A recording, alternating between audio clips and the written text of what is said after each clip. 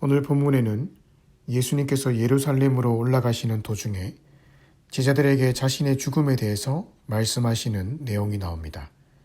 32절에 예수님은 예루살렘에 들어가셔서 이방인들에게 넘겨져 희롱과 능욕, 침뱉음과 채찍질을 당하실 것이고 결국에는 죽임을 당할 것입니다. 지금 예수님은 하나님의 뜻을 쫓아 그런 모욕과 죽음을 당하시기 위해 예루살렘으로 한 걸음 한 걸음 올라가고 계시는 중이십니다.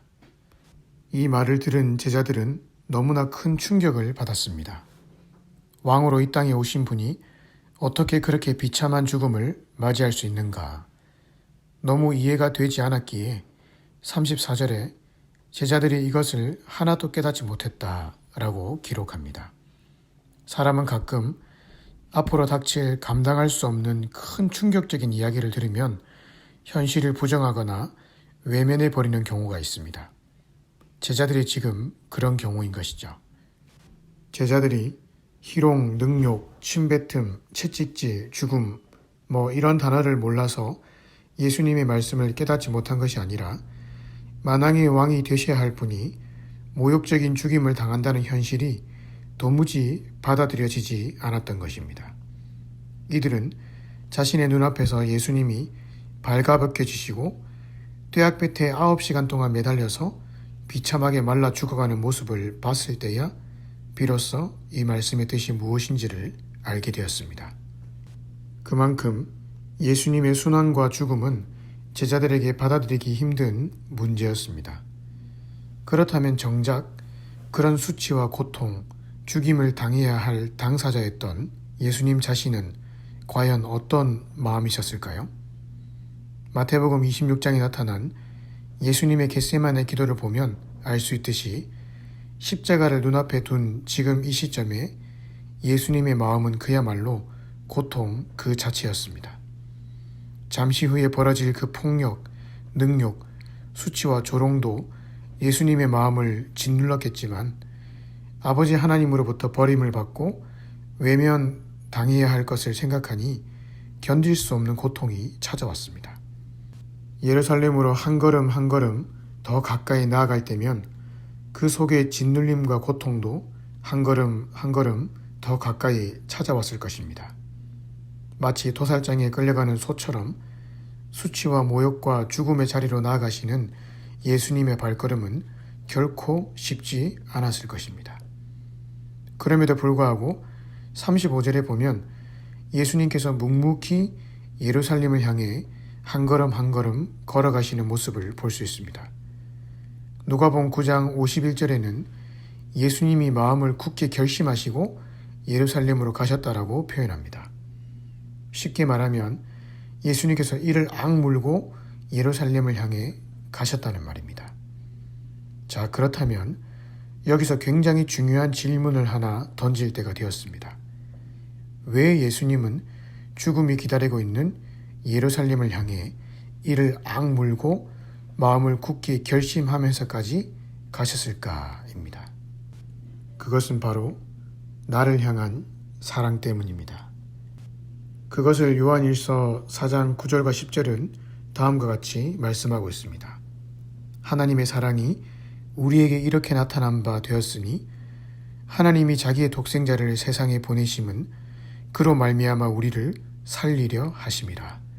사랑은 여기 있으니 우리가 하나님을 사랑한 것이 아니요 하나님이 우리를 사랑하사 우리 죄를 속하기 위하여 화목제물로 그 아들을 보내셨음이라. 나를 살리고자 했던 예수님의 사랑이 예수님으로 하여금 자기 앞에 있는 십자가의 수치와 부끄러움에도 불구하고 예루살렘으로 가게 만들었던 것입니다.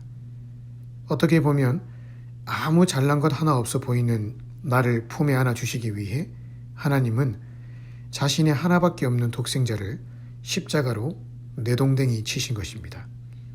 31절에 의하면 그 사랑의 계획은 구약시대 때부터 아주 치밀하게 준비되어 왔습니다. 오래전부터 나를 향한 하나님의 사랑은 변함이 없었고 그것이 때가 되매 십자가의 은혜로 나타난 것입니다. 그래서 십자가를 볼 때마다 눈물이 나지 않을 수 없습니다. 왜냐하면 십자가는 하나님이 나를 얼마만큼 사랑하시는지를 보여주는 결정적인 증거이기 때문입니다. 하나님은 자기 자신을 내어주실 만큼 나를 사랑하십니다.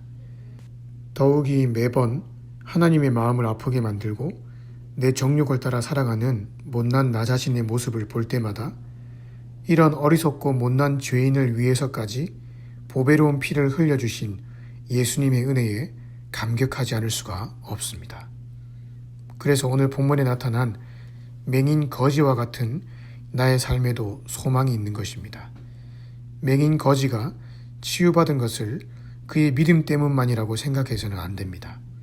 물론 42절의 말씀처럼 그의 믿음이 그를 구원한 것은 사실이지만 그 이전에 이미 그를 불쌍히 여기시고 긍휼히 여기시는 예수님의 사랑이 있었기 때문에 그가 치유받을 수 있었던 것입니다. 내가 아무리 백날 부르짖고 백날 믿어도 하나님이 나를 긍휼히 보시지 않고 불쌍히 여겨주시지 않는다면 그 믿음과 부르짖음은 아무 소용이 없습니다. 하지만 하나님은 십자가를 통해 당신께서 오늘 나를 얼마나 사랑하시고 긍휼히 여기시며 은혜 주시기를 원하시는지를 보여주셨습니다. 그 보혈의 은혜가 오늘 나의 연약함과 관계없이 내 머리부터 발끝까지 흘러 넘치고 있습니다. 그렇기에 오늘 마음껏 하나님 앞에 부르짖어 기도하십시다. 내 연약함, 내 아픔, 내 안에 씨름하고 있는 문제들, 심지어 내 죄까지 하나님 앞에 다 토로하며 하나님의 도우심을 구하십시다. 우리가 그렇게 기도할 수 있는 이유는 그분이 먼저 우리를 사랑하셨기 때문입니다. 그리고 피 묻은 손으로 나의 못난 모습을 품어주고 계시기 때문입니다. 오늘 하루도 이 십자가의 은혜 안에서 믿음으로 승리하며 살아가시기를 주님의 이름으로 축복합니다.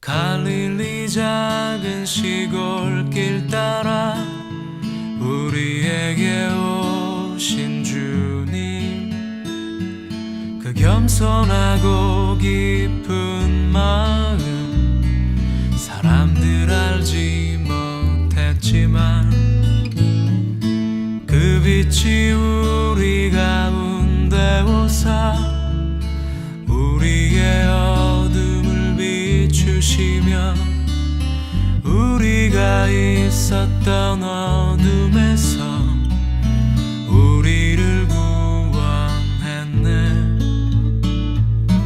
우리를 구원했네.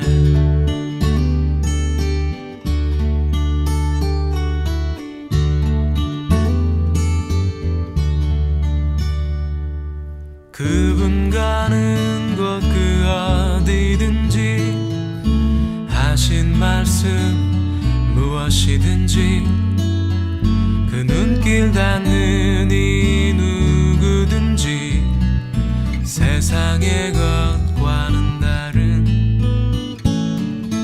다른 힘을 느낄 수 있었네. 다른 기쁨 느낄 수 있었네. 다른 평안 가질 수 있었네. 그분 만난 날부터, 그분 만난 날부터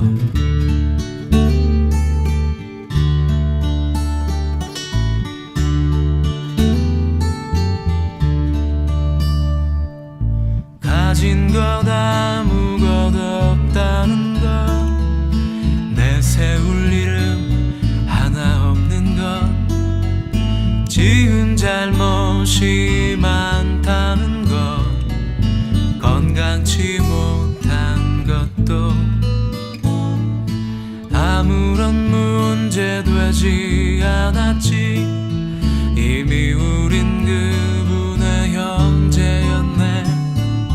우리는 그분의 친구였네. 그 사랑 앞에서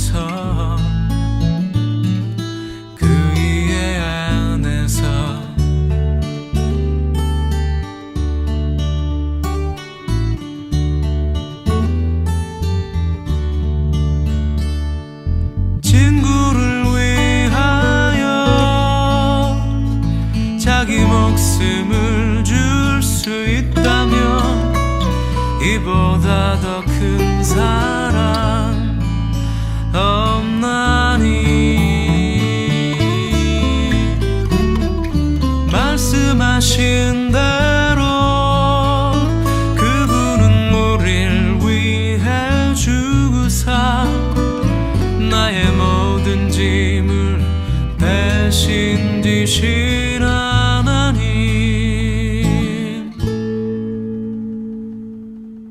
다시 사셔서 내 안에 계신 그분은 나의 주님. 이 세상 많은 이름 중 가장 귀한 이름, 그 갈릴리 작은 시골길 따라 나의 이 길도 시작되리니, 내가 살아간다는 것은 그분을 닮는 것, 그 길 위에서